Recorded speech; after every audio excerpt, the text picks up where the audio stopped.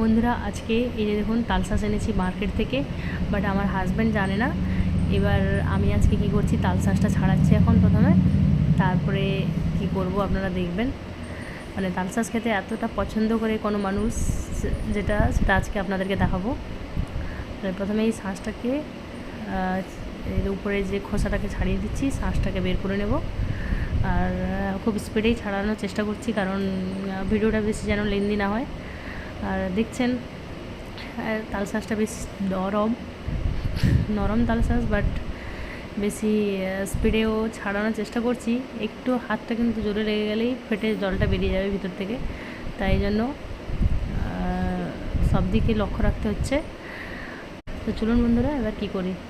এই যে দেখুন, ঘুমের মধ্যে দিয়ে দিয়েছি মুখে।